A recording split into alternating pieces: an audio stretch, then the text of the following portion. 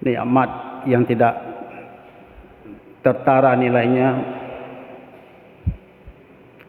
Selawat beriring salam kita sampaikan kepada Rasulullah Muhammad sallallahu alaihi wasallam, Rasul terakhir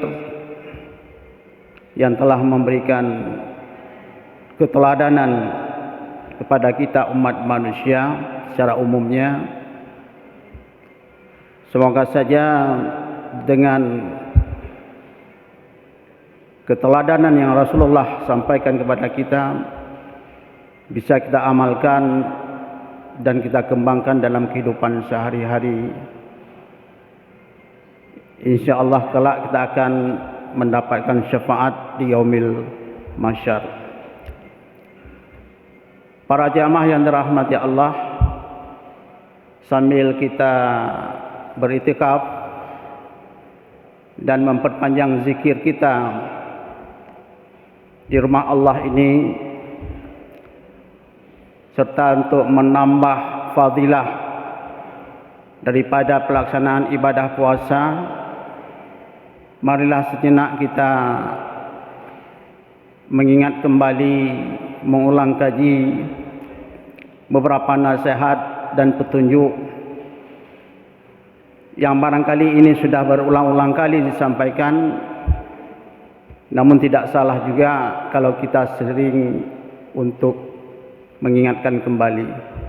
Mudah-mudahan bisa menjadi penyegaran bagi kita untuk terus meningkatkan amal ibadah kita. Para jamaah yang dirahmati Allah, saat ini kita berada dalam bulan suci Ramadan dan sudah memasuki fase yang kedua, dan sama-sama kita maklumi bahwasanya semalam kita sudah memperingati peristiwa nuzulul Quran, Syahrul Ramadan alladzi unzila fihil Quran hudan linnas wa bayyinatin minal huda wal furqan. Para jamaah yang dirahmati Allah, kita sering melakukan ibadah berulang-ulang kali. Ya, karena itu sudah merupakan satu kewajiban yang harus kita lakukan. Apakah itu salat, puasa, berinfak, bersedekah, dan bahkan menunaikan haji ke Baitullah, serta kebaikan-kebaikan yang lainnya, itu memang harus sering-sering kita lakukan.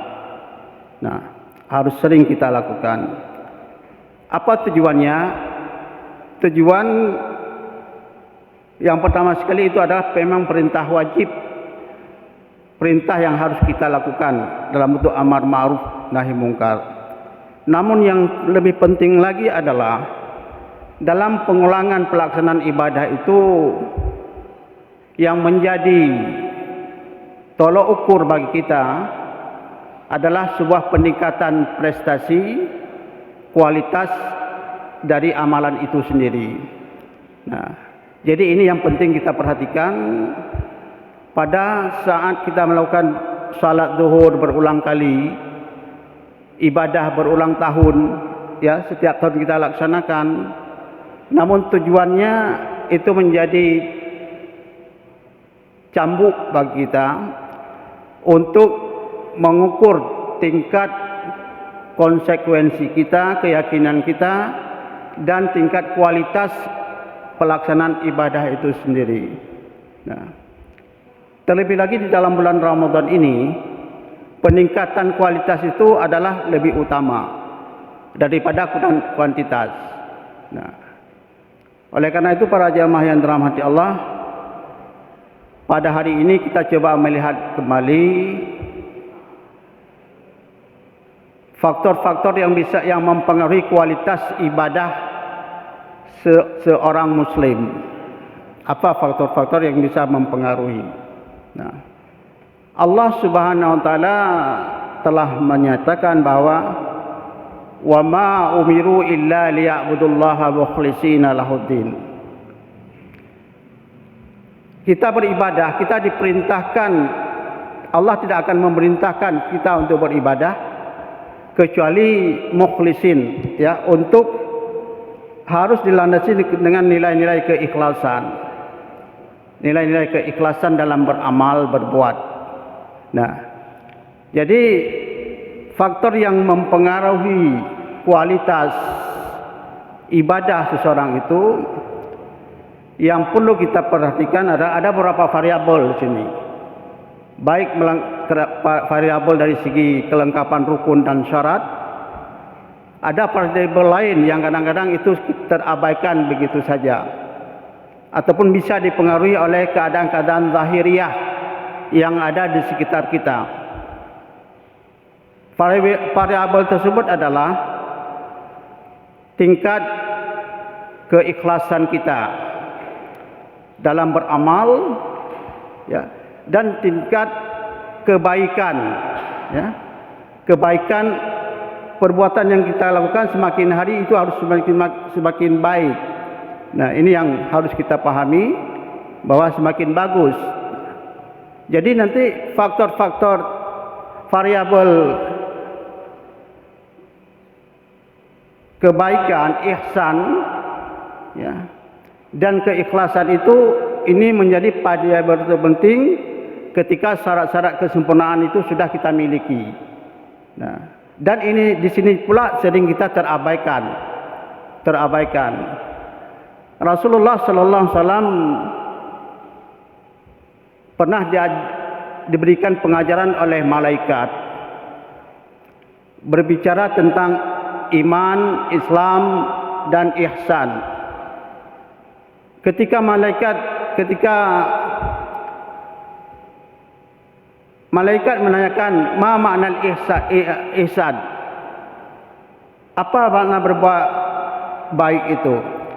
Al-ihsan anta budallah ka'annaka tarahu fa illam yakun tarahu innahu yaraka. Beribadahlah kamu kepada Allah seolah-olah kamu melihat Allah Subhanahu wa taala dalam bentuk zahiriahnya. Dan jika kamu tidak bisa melihat Allah, dan yakinlah dalam hati kamu bahwa sesungguhnya Allah melihat engkau. Nah, ini. Jadi di sini kadang-kadang kita terjebak. Ya, ketika kita begitu semangat beribadah, khusyuk kita beribadah, kalau kita menjadi imam, ada makmum di belakang. Jadi ini contoh saja. Ataupun kita lebih semangat beribadah kalau ada orang yang melihat kita, apapun bentuk ibadahnya. Nah, tapi di sini Allah mengatakan, abaikan apa yang kamu bayangkan, abaikan tentang penilaian orang, tapi ketahuilah apa yang kamu lakukan itu, yakinlah seyakin-yakinnya bahwa Allah akan melihat, walaupun kamu sendiri tidak bisa melihat Allah. Nah, tapi kita harus yakin kita beribadah, Allah akan memperhatikan ibadah kita. Nah, contoh yang sangat sederhana adalah dalam memberi penafsiran hadis ini, ya, anta abdullah ka'annaka tarahu. Jadi, nah, mungkin perbandingan ini tidak begitu pas, tapi bisa untuk memperdekatkan pemahaman kita. Ketika ada peraturan berlalu lintas bahwa harus memakai helm, banyak di antara kita mengabaikan peraturan tersebut, cuek saja. Tetapi begitu ada di hadapan polisi, kita begitu yakin, khusyuk untuk memakai helm, karena ada yang melihatnya. Orang yang memerintahkan, orang yang menegakkan hukum melihat di hadapan kita. Nah, begitulah yakinnya kita memakai helm. Kalau tidak, kita abaikan saja. Nah, ini contoh yang sederhana, yaitu penghormatan sesama hamba. Apalagi yang kita persembahkan ini adalah kepada Allah Subhanahu wa taala. Jadi dalam hal ini kita harus meyakini bahwasanya kita beribadah walaupun tidak ada orang lain yang melihatnya, kita harus tetap yakin, karena ini akan melahirkan sebuah konsekuensi ketulusan kita dalam beribadah, bahwa Allah akan melihat perbuatan kita. Nah, oleh karena itu dalam hal ini, ketika kita berpuasa juga kita harus meyakinkan bahwasanya ibadah puasa ini adalah ibadah sirriyah yang tersembunyi, ya, yang hanya Allah saja yang akan memberikan ganjaran pahalanya. As-saumu li wa ana ajzabi. Puasa itu untukku dan aku sendiri yang akan membalasnya. Para jamaah yang dirahmati Allah, selama bulan puasa kita terlalu euforia, bersemangat, adanya malam-malam tadarus, adanya buka puasa bersama, kultum setiap saat. Nah, yang semuanya itu bisa dipersaksikan oleh khalayak. Ada orang yang mendengarnya. Kalau jamuan makan, ada orang yang memberi sumbangan dan ada orang yang memakan, yang menyantapi makanan tersebut. Kita begitu gembira. Tapi nilai keikhlasan yang lebih penting, yang ini tidak bisa kita wujudkan di hadapan manusia. Yang kadang-kadang nilai keikhlasan itu kita sering menjadi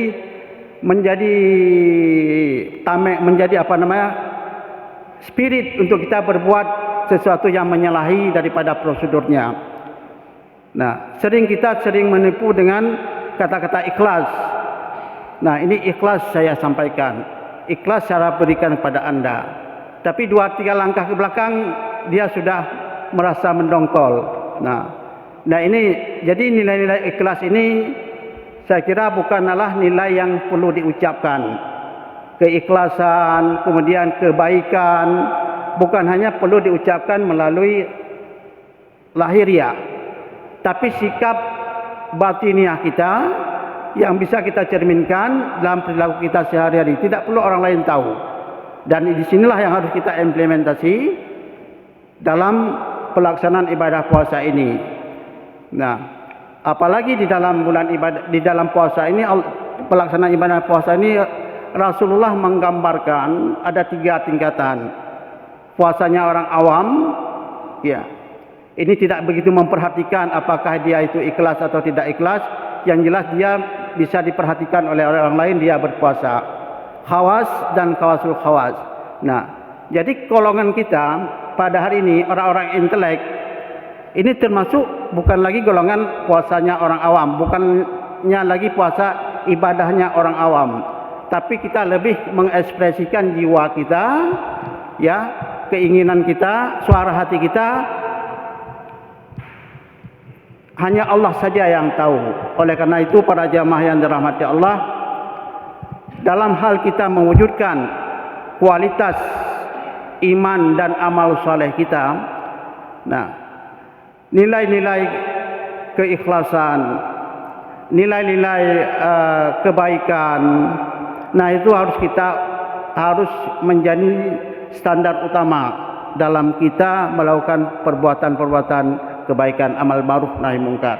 Oleh karena itu, para jamaah yang dirahmati Allah, sering kita terjebak dengan hal-hal yang euforia, yaitu kadang-kadang bisa membuat kita bisa menggugurkan pahala kebaikan yang kita buat. Katakanlah kita sudah cukup sempurna kita lakukan amal, syarat rukunnya sudah cukup sempurna, tapi pada saat pelaksanaannya niatnya sudah sedikit melenceng, kemudian nilai keikhlasannya juga sudah tidak begitu ikhlas lagi, sehingga ini bisa mempengaruhi kesempurnaan ibadah itu sendiri. Oleh karena itu, para jamaah yang dirahmati Allah, kita selaku warga Kementerian Agama yang sudah, saya kira bukan tidak sengaja, sangat sengaja, ya, sangat bersahaja menjadikan logo ikhlas beramal sebagai spirit bagi kita untuk beramal. Jangan sampai logo ataupun moto ikhlas beramal ini menjadi penghalang bagi kita untuk berbuat kebaikan. Mudah-mudahan saja dengan keikhlasan yang kita lakukan, wa ma umiru illa liya'budullaha mukhlishina lahuddin,